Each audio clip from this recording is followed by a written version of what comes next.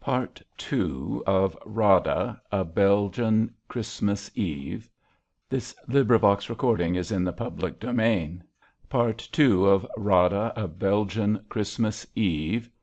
The Play and Intercession. The action takes place in a Belgian village during the war of 1914. The scene is a room in the doctor's house. On the right there is a door opening to the street, a window with red curtains and a desk under the window. On the left there is a large cupboard with a door on either side of it, one leading to a bedroom and the other to the kitchen. At the back an open fire is burning brightly. Over the fireplace there is a reproduction in colors of the Dresden Madonna. The room is lit only by the firelight and two candles in brass candlesticks on a black oak table, at which the two soldiers are seated playing cards and drinking beer. Rada, a dark, handsome woman, sits on a couch to the left of the fire, with her head bowed in her hands, weeping.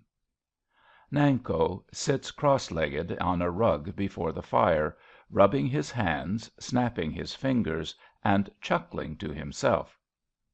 Tarrasch (throwing down the cards). Pish! You have all the luck. He turned to Rada. Look here, my girl, where is the use of snivelling? We've been killing pigs all day, and now we want to unbuckle a bit.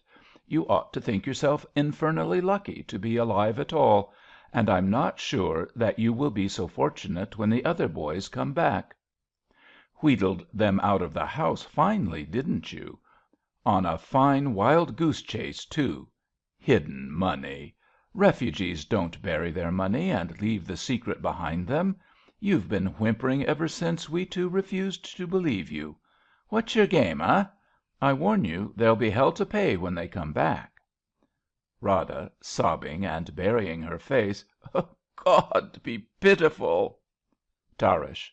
This is war, this is. And you can't expect war to be all swans and shining armour. No, nor smart uniforms either.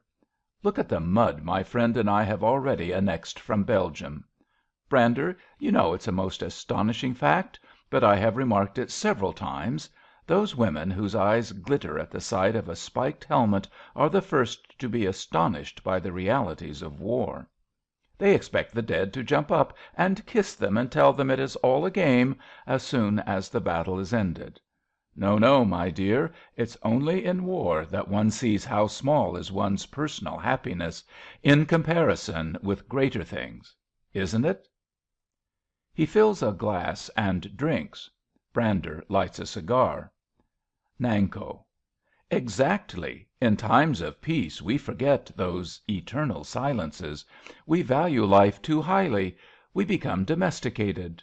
Why, I suppose in this magnificent war there have been so many women and children killed that they would fill the great cloth hall at Ypres. And as for the young men, there have been so many slaughtered that their dead bodies would fill St. Peter's at Rome. Why, I suppose they would fill the 300 abbeys of Flanders and all the cathedrals in the world, chock full from floor to belfry, wouldn't they? How Goya would have loved to paint them! Can't you see it? (He grows ecstatic over the idea.) Tournai, with its 5 clock towers, Ghent and Bruges, Louvain and Antwerp, Rheims and Westminster, under the round white moon on Christmas Eve, with towers of frozen needlework and spires that point to God, but all their painted panes bursting with dreadful arms and gaping faces, gargoyles of flesh. And round them in the snow the little cardinals like gouts of blood, the little bishops running like white mice, hooded with violet spots, quite dismayed to find there was no room for them within upon that holy night when Christ was born. But perhaps if Goya were living to day he would prefer to pack them into Chicago meat factories, with the intellectuals dancing outside like marionettes, and the unconscious hand of God pulling the strings. You know one of their very latest theories is that he is a somnambulist. Tarrasch (to Rada).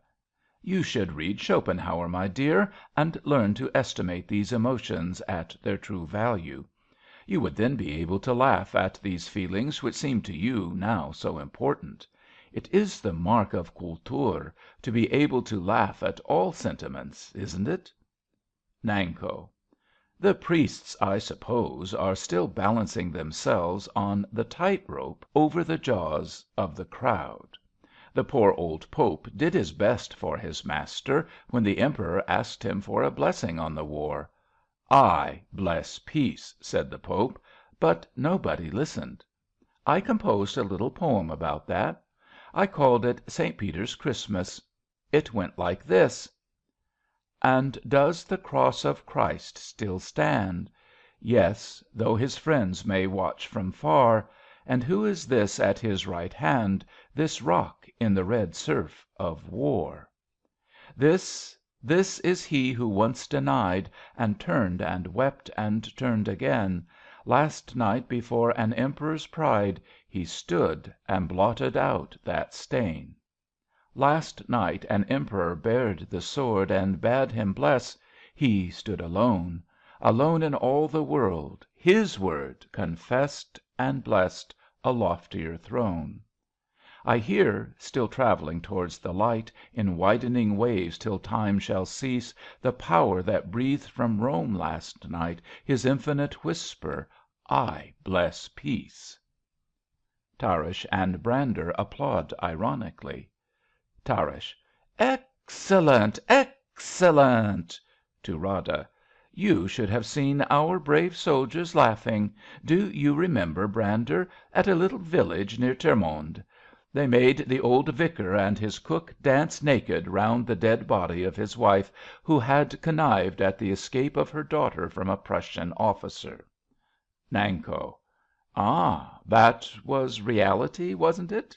None of your provincial respectability about that, none of your shallow conventionality. That's what the age wants, realism. Tarrasch.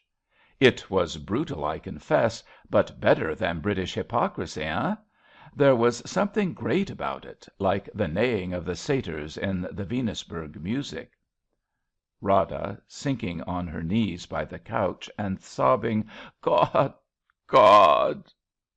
Tarrasch. They were beginning to find out the provincialism of their creeds in England.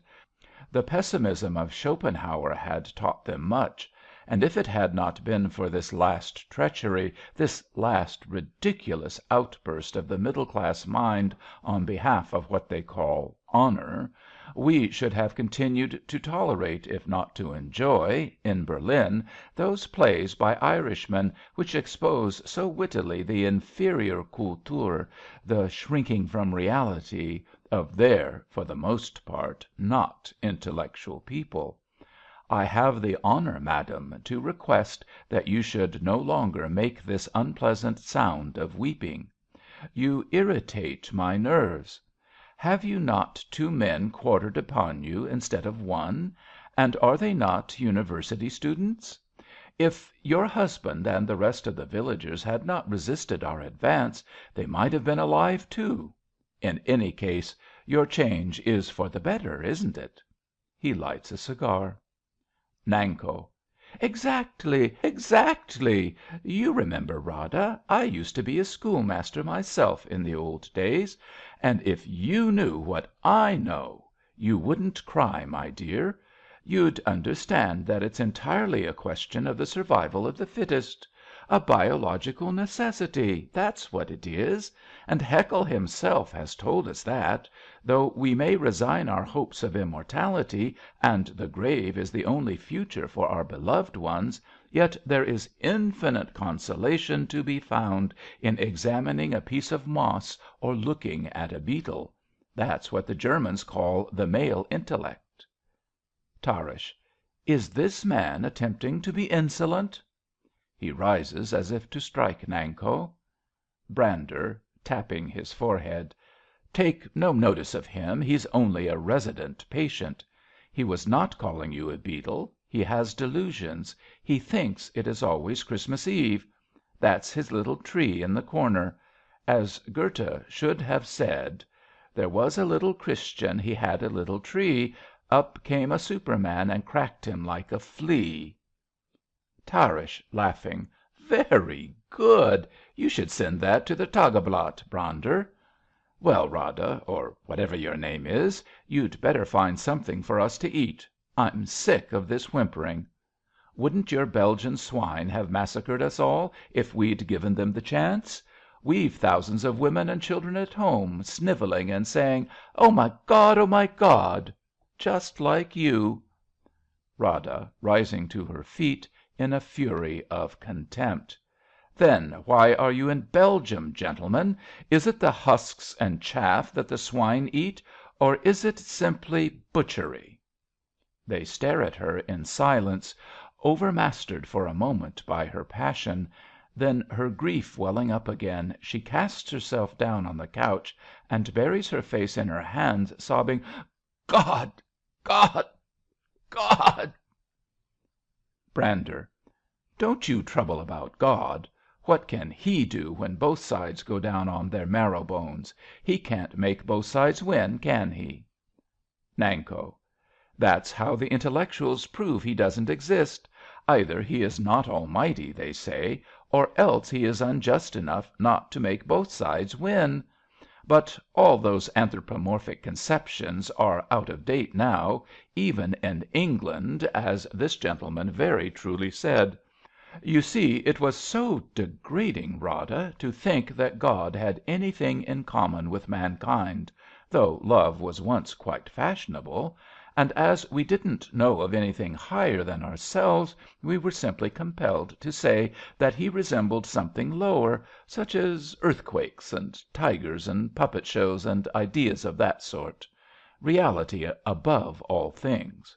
You may see God in sunsets, but there was nothing real about the best qualities of mankind. It's curious. The more intellectual and original you are, the lower you have to go, and the more likely you are to end in the old dance of charlatans and beasts. I suppose that's an argument for tradition and growth. If we call it evolution, nobody will mind very much. Rada {wringing her hands in an agony of grief). Oh, God, be pitiful, be pitiful! Brander {standing in front of her). Look here, we've had enough of this music. I've been watching you, and there's more upon your mind than sorrow for the dead. Why were you so anxious to wheedle us all out of the house? Tarrasch has warned you there'll be hell to pay when the others come back. What was the game, eh? You'd better tell me. You couldn't have thought you were going to escape through our lines to night. {There is a sudden uproar outside, and a woman's scream, followed by the terrified cry of a child.) Ah! Ah! Father! Brander. Hear that? The men are mad with brandy and blood and other things. There's no holding them in, even from the children. You needn't wince. Even from the children, I say. What chance would there be for a fine‐looking wench like yourself? No, you were not going to try that. You've something to hide here in the house, eh? Well, now you've got rid of the others, and we've had a drink, we're going to look for it. What is there? {He points to the bedroom door. Rada {rising to her feet slowly, steadying herself with one hand on the couch and fixing her eyes on his face). My bedroom. No, I've nothing here to hide. This is war, isn't it? If I choose to revenge myself on those that have used me badly, people that I hate, by telling you where you can find what everybody wants, money, money. I suppose you want that. Isn't that good enough? Brander. Better come with us, then, and show us this treasure trove. Rada {shrinking back). No, no, I dare not. All those dead out there would terrify me, terrify me. Tarrasch. A pack of lies. What were you up to, eh? Telephoning to the English? Brander. It has been too much for her nerves. Don't worry her, or she'll go mad. Then there'll be nobody left to get us our supper. Tarrasch wanders round the room, opening drawers and examining letters and other contents at the desk. Nanko. That would be selfish, Rada. You know it's Christmas Eve. Nobody ought to think of unpleasant things on Christmas Eve. What have you done with the Christmas tree, Rada? Brander. And who's to blame? That's what I want to know. You don't blame us, do you? We didn't know where we were marching a month ago, and possibly we shall be fighting on your side against somebody else a year hence. Nanko. Of course they didn't know. Poor soldiers don't. Tarrasch, who has been trying the bedroom door. In the meantime, what have you got behind that door? Give me the key. Rada {hurriedly, and as if misunderstanding him, opens the cupboard. She speaks excitedly.) Food! Food! Food for hungry men. Food enough for a wolf pack. Come on, help yourselves. Tarrasch. Look, Brander, what a larder! Here's a dinner for 40 men, isn't it? Rada. Better take your pick before the others come. {She thrusts dishes into Brander's hands and loads Tarrasch with bottles. They lay the table with them, Rada seeming to share their eagerness. Brander {looking at his hands). Here, bring me a basin of warm water. There are times when you can't touch food without washing your hands. Rada hesitates, then goes into the kitchen. Brander holds out a ring to Tarrasch. Her husband's ring. I got it off his finger when he went down. He lay there doubled up with one of those hideous belly wounds. He begged horribly for a bullet. So, poor devil, I put him out of his misery. I can't eat with hands like that. Ugh! Look! Nanko {rising and peering at them). Ah, but they're red. Red, aren't they? And there's red on your coat, too. {He fingers it curiously.) I suppose that's blood, eh? People are such cowards. Many of them never seem to understand that man's a fighting animal. They're afraid, dreadfully afraid of the sight of blood. I think it's a beautiful color, beautiful. You know, in the Old Testament they used to splash it on the doorposts. Brander {pushing him away). Go and sit down, you crazy old devil. Rada enters with a bowl of water, sets it on a chair, and returns to the couch. Brander washes his hands. Tarrasch. My hands want washing, too. My God, you've turned the water into wine. Get me some fresh. Rada approaches, stares at the bowl, and moves back, swaying a little. Brander {roughly). I'll empty it. Give it to me. {He goes out. Nanko. The Old Testament, you know, is full of it. Who is this, it says, that cometh from Edom in dyed garments from Bozrah? It was blood that dyed their garments, and in Revelation blood came out of the winepress till it splashed the bridles of the horses, and the seas were all turned into blood. Doesn't that show that man's a fighting animal? Tarrasch {again fumbling at the bedroom door). Give me the key. Rada {thrusting herself between him and the door). That is my bedroom. You must not go in. Tarrasch.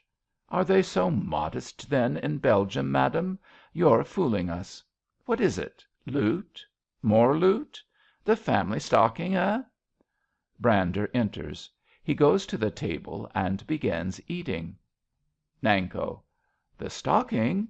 No. The stocking is in the chimney corner. See? {He shakes an empty stocking that hangs in the fireplace.) Bettine and I, we always hang it up ready for Santa Claus. It's a good custom. They do it in Germany. The children there believe that Santa Claus comes down the chimney. Tarrasch. If I know anything of women's eyes, it's either money or a daughter, Rada. And so, the key? Or else I burst the door. Rada looks at him for a moment before speaking. I throw myself upon your mercy, then. It is my little girl. She is 12 years old. Don't wake her. She has slept all through this night. I thought I might have hidden her. It's too late. It's of the other men that I'm afraid. Not you, but they are drunk. If they come back. Help me to save her. I'll do anything for you, anything. Only help me to get her away. I'll pray for you every night of my life. I'll pray. She stretches out her hands pitifully and begins to weep. The men stand staring at her. The door opens behind her and Bettine, in her nightdress, steals into the room. Bettine. Mother. Oh! She stops at the sight of the strangers. Brander. Don't be afraid. I'm Nanko's friend. What? Don't you know me? I came down the chimney. Bettine. I don't see any soot upon your face. She goes nearer. Nor on your clothes. That's red paint, isn't it? Brander. Can't help it. Santa Claus, that is my name. What's yours? Bettine. Bettine. Brander. Ah, I've a little girl at home, about your age, too, called Bettine. Bettine, who has been watching him curiously. I know. You are the British. Mother said the British would be here before the Boches. I dreamed that you were coming, and I thought I heard the marching. Weren't you singing, too? It made me feel so happy in my sleep. What were you singing? It's a long, long way to what do you call it? Tipperary? Eh? What does that mean? Brander. A place a long way off. Bettine. As far as heaven? Brander. Almost as far as home. Bettine. Well, I suppose it means the Boches must march a long, long way before they reach it, eh? There's Canada. They'll have to march through that. Then India, and that's huge. Why, Nanko says there are 300 million people there, and all their soldiers ride on elephants. Poor Boches. I'm sorry for them. Nanko says they're trying to ride across 2,000 years in motor cars. It's easy enough to ride 2,000 miles, but not 2,000 years. She runs to the stocking and examines it. Tarrasch and Brander return to the table and eat and drink. There's nothing in the stocking. Never mind, Nanko. When Christmas really comes, you'll see. With a sudden note of fear in her voice, Mother, where's father? Rada {putting an arm round her). He will soon be with us. It's all right, darling. Bettine. Mother, mayn't we try the new tunes on the gramophone? Nanko. Now, wait. I've an idea. It's Christmas Eve, you know. We'll celebrate it. Where's the Christmas tree? We'll get that ready first. Bettine pulls the little Christmas tree out from the corner. Rada glances from the child to the men, as if hoping that her play will win them to help her. Bettine. It's nearly a week, isn't it, Nanko, since you had your tree? Brander. Here, put it on the table. Nanko {clapping his hands). Yes, that's best. I fear that we shall want a new tree soon. This one is withered. See how the needles drop. There's no green left. It's growing old, Bettine. What shall we hang on it? Tarrasch. What d'you think of that, now? {He hangs his revolver on the tree. Bettine {laughing merrily). Oh, what a great big pistol! That'll be father's present. And now, what else? Nanko {eagerly). What else? Brander. Well, what do you say to a ring, Bettine? How prettily it hangs upon the bough. Isn't that fine? {He hangs the ring upon the tree. Bettine {staring at it). It's just like father's ring. Tarrasch. Now light the candles. Isn't it? Nanko {clapping his hands and capering). Yes, that's right. Light all the little candles on the tree. Oh, doesn't the pistol shine? Doesn't the ring glitter? Bettine. But oh, it is like father's ring. He had a little piece of mother's hair plaited inside it, just like that. It is my father's ring. Rada. No, there are many others, Bettine, just like it. Hundreds of others. Brander. And now what's in that package over there? Bettine. Oh, that's the new tunes for the gramophone. That's father's Christmas present to us all. Nanko. Now what a wonderful man the doctor was. Nobody else in these parts would have thought of buying a gramophone. Let's open it. Bettine. Yes, and we'll give father a surprise. It will be playing a tune when he comes in. He won't be angry, will he, Mumsy dear? Brander opens the package. Nanko rubs his hands in delight. They get the gramophone ready. Nanko. Oh, this will be a merry Christmas Eve. There now, just see how this kind gentleman has opened the package for us. Now you see the good of war. It benefits the health, sets a man up. Look at old Peter's legs. He's a disgrace to the village, a disgrace. Nobody shoots him either, so he spoils everything. For you must admit, Bettine, that war means natural selection, survival of the fittest, don't you see? For instance, I survive, and you survive, don't we? So Peter shouldn't spoil it all. They say that all the tall young men in France were killed in the Napoleonic wars, so that most Frenchmen at the present day are short and fat. Isn't that funny, Bettine? She laughs. Which shows us that tall men are not required to day. So nobody knows. Perhaps thin legs like Peter's may be useful after all. In aeroplanes or something. Every ounce makes a great difference there. Nobody knows it's natural selection. See, Bettine? Ah, now the gramophone's ready. Make it play a Christmas tune. That's what the churches do on Christmas Eve. For all the churches now, and all the tall cathedrals with their choirs, what d'you think they are, Bettine? I'll tell you. I'll whisper it. They're great big gramophones. She laughs. Now for a Christmas tune. Tarrasch (adjusting a record). There's irony in your idea, my friend, that would delight the ghost of Nietzsche. Certainly it shall play a Christmas tune. Here is the very thing. There is an uproar of drunken shouts in the distance. Brander locks the outer door. Bettine. The inn is full of drunken men to night, mother. D'you hear 'em? Mother, was it an inn like that, the one that's in my Christmas piece? Brander (to Tarrasch). Don't do it. We've had irony enough. Don't start it playing, if you want to keep this Christmas party to ourselves, my boy. The men are mad with drink and other things.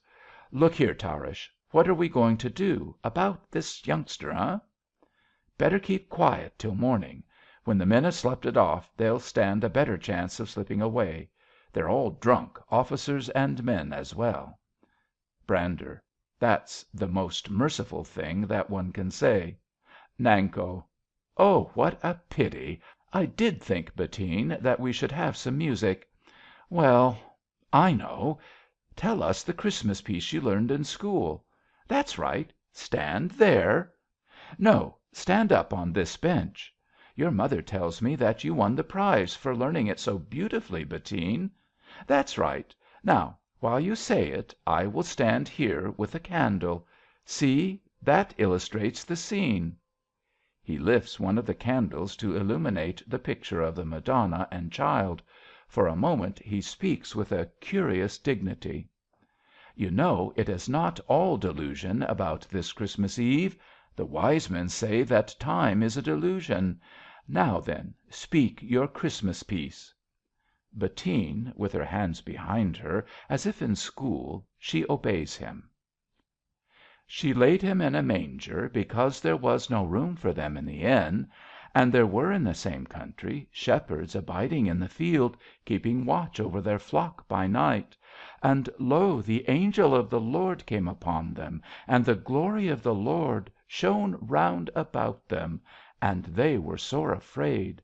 And the angel said unto them, Fear not, for behold, I bring you good tidings of great joy, which shall be to all the people. For unto you is born this day in the city of David a Saviour, which is Christ the Lord. And this shall be a sign unto you: you shall find the babe wrapped in swaddling clothes, lying in a manger. And suddenly there was with the angel a multitude of the heavenly host, praising God and saying, Glory to God in the highest, and on earth peace. There is silence for a moment, then a pistol shot, a scream, and a roar of drunken laughter without, followed by a furious pounding on the door. Bettine runs to her mother. Brander. Here, Tarrasch, what the devil are we to do about this child? He calls through the door: Clear out of this! The house is full. We want to sleep. The uproar grows outside, and the pounding is resumed. There is a crash of broken glass at the window. Bettine. Mother, I'm frightened. It is the Boches. Mother, it is the Boches. Where are the British, Mother? You said the British were sure to be here first. Brander. Bundle the child into that room, woman, at once. Rada snatches the revolver from the Christmas tree and hurries Bettine into the bedroom, just as the other door is burst open and a troop of soldiers appear on the threshold, shouting and furious with drink. They sing, with drunken gestures in the doorway, Zum Rhein, zum Deutscher Rhein. First Soldier. Come on. They're in that room. I saw them. The only skirts left in the village. Comrades, you've had your fun. It's time for ours. Brander. Clear out of this. You're drunk. We want to sleep. Second Soldier. Well, hand the women over. Tarrasch. There are no women here. First Soldier. You greedy wolf, I saw them. Nanko. Come, come, come, it's Christmas Eve. Second Soldier. Well, if there are no petticoats, where's the harm in letting us poor soldiers take a squint through yonder door? By God, we'll do it, too. Come on, my boys. They make a rush towards the room. Nanko. Be careful, or you'll smash the Christmas tree. You'll smash the gramophone. A soldier tries the bedroom door. It is opened from within, and Rada appears on the threshold with the revolver in her hand. First Soldier. Liars! Liars! Rada. There is one woman here, one woman and a child, and war, they tell me, is a noble thing. It is the mother of heroic deeds, the nurse of honor, manhood. Second Soldier. God, a speech! Nanko, who is hugging his Christmas tree near the fire again. Certainly, Rada, you will not deny that life's a battle. Rada. You hear, drunk as you are, up to your necks in blood, you hear this fool, this poor old fool, piping his dreary cry. And through his lips and through his softening brain the men that use you, cheat you, drive you out to slaughter and be slaughtered, teach the world that this black vampire sucking at our breasts is good. Men! Men! The pestilence of your dead is murdering you by legions. All the trains of quicklime that your Emperor sends behind you can never eat its way through all that flesh. 300 miles of dead. Your dead. First Soldier. Hoch! Hoch! A speech! They make a movement towards her, which she arrests by raising the revolver. Rada. I do not hate. I pity you all. I tell you, you are doing it in a dream. You are drugged. You are not awake. Nanko. I have sometimes thought the very same. Rada. But you will wake one day. Listen. If you have children of your own, listen to me. The child is 12 years old. She has never had one hard word spoken to her in all her life. Second Soldier. Nor shall she now, by God. Where is she? Bring her out. First Soldier. 12 years of age? Add 2 because her mother loves her so. That's ripe enough for marriage to a soldier. They laugh uproariously and sing again mockingly, Zum Rhein, zum Deutscher Rhein. They move forward again. Rada {raising the revolver). One word.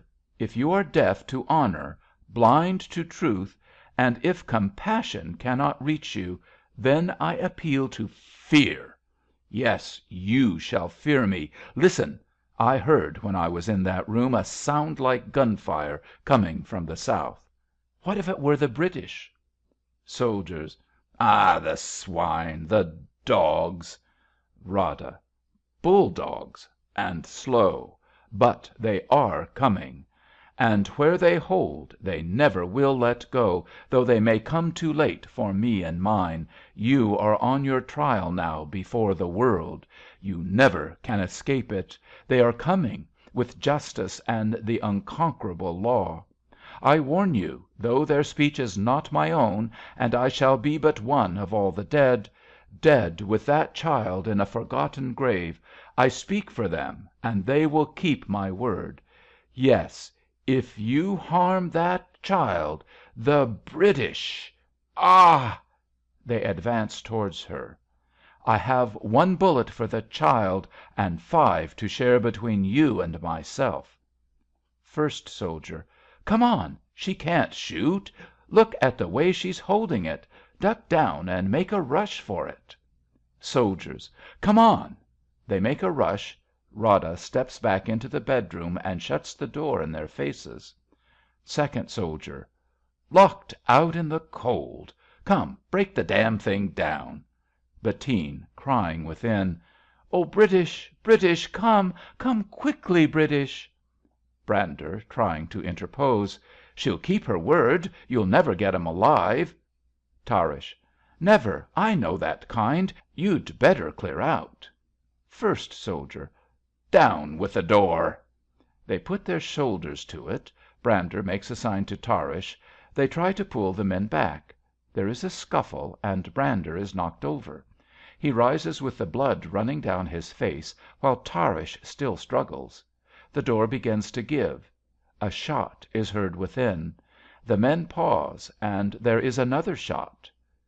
Brander. By God, she's done it!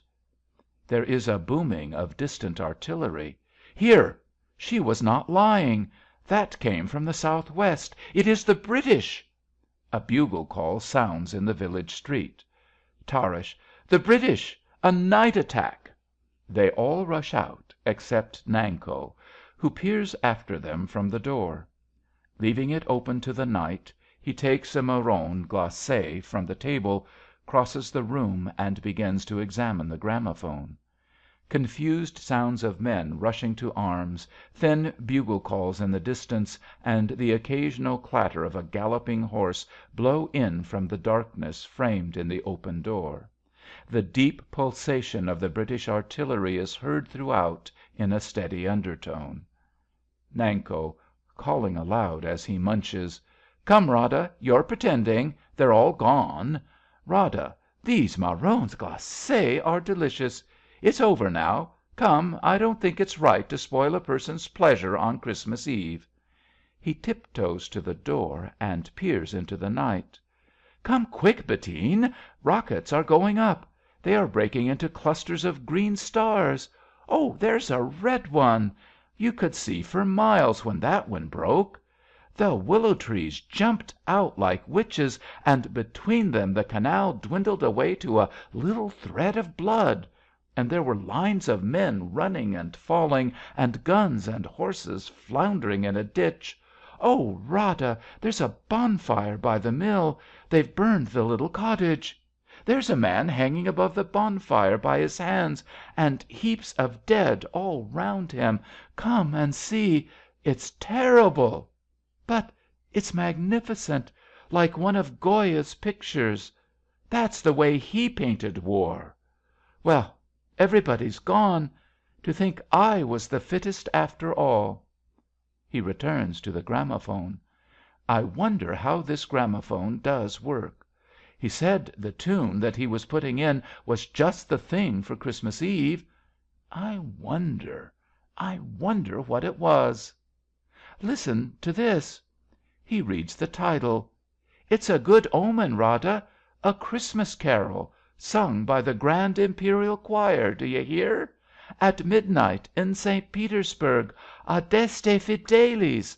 Fancy that, a Christmas carol, upon the gramophone. So all the future ages will be sure to know exactly what religion was. To think we must not hear it! Rada, they say the angel Gabriel composed that tune on the first Christmas Eve. So don't you think that we might hear it? Everybody's gone, except the dead. It will not wake them. Come, Rada, you're pretending.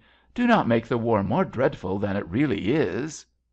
He accidentally sets the gramophone working and jumps back a little alarmed. He runs to the bedroom door. Rada, I've started it. Bettine, do you hear? The gramophone's working. The artillery booms like a thunder peal in the distance. Then the gramophone drowns it with the massed voices of the Imperial Choir singing Adeste fideles, leti triumphantes, adeste, adeste in Bethlehem. Natum videte regem angelorum, venite adoremus, venite adoremus, venite adoremus Dominum. Nanko touches the floor under the door of the bedroom and stares at his hand. Nanko. Something red again, trickling under the door. Blood, I suppose. A look of horror comes into his face as he stands listening to the music. Then, as if slowly waking from a dream, and almost as if sanity had returned for a moment, he cries, It's true! It's true! Rada, I am awake! I am awake! And in the name of Christ I accuse! Oh, God, forgive us all! He falls on his knees by the bedroom door and calls as if to the dead within. Awake! And after 1900 years! Bettine, Bettine, the British, they are coming! Rada, you said it. They are coming quickly. They are coming with the reign of right and law. But, oh, Bettine, Bettine, will they remember? Are they awake? I only hear their guns. What if they should grow used to it, Bettine, and fail to wipe this horror from the world? God, is there any hope for poor mankind? God, are thy little nations and thy weak, thine innocent, condemned to hell for ever? God, will the strong deliverers break the sword and bring this world at last to Christmas Eve? The Imperial Choir. Aeterni parentis, splendorem aeternum, velatum sub carne videbimus. Deum infantem panis involutum, venite adoremus, venite adoremus, venite adoremus Dominum. Nanko. Will Christ be born? Oh, not in Bethlehem, but in the soul of man, the abode of God. There, in that deep, undying soul of man, I will believe it, that immortal soul, will they lift up the cross with Christ upon it. The fool of God, whom intellectual fools, the little fools of dust in every land, grinning their "What is truth?" still crucify, could they not thrust their hands into his wounds? His wounds are these dead are all his wounds. Bettine, Bettine, the British, they are coming. But you are silent now, so silent now. Will they lift up God's poor old broken fool And sleep no more till His kingdom come, His infinite kingdom come? Will they remember? He bows his head against the closed door, while the gramophone lifts the chorus of the Imperial Choir over the deepening thunder of the guns. Nunc cantet exultans chorus angelorum, cantet nunc aula celestium. Gloria, gloria in excelsis Deo, venite adoremus, venite adoremus, venite adoremus Dominum.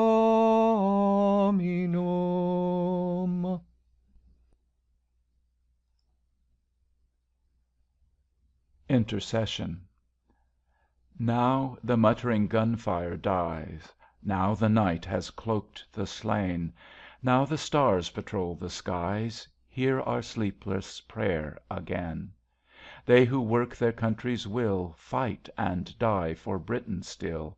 Soldiers, but not haters, know Thou must pity friend and foe, therefore hear, both for foe and friend, our prayer. Thou whose wounded hands do reach Over every land and sea, Thoughts too deep for human speech Rise from all our souls to Thee.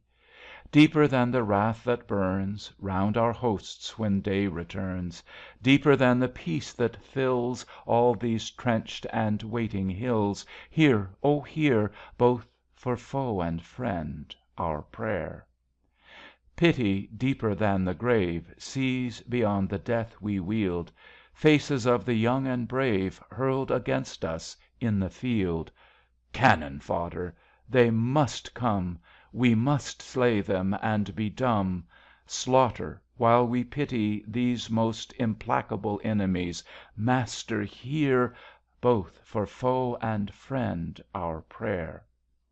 They are blind, as we are blind, Urged by duty's past reply. Ours is but the task assigned, Theirs to strike us ere they die. Who can see his country fall? Who but answers at her call?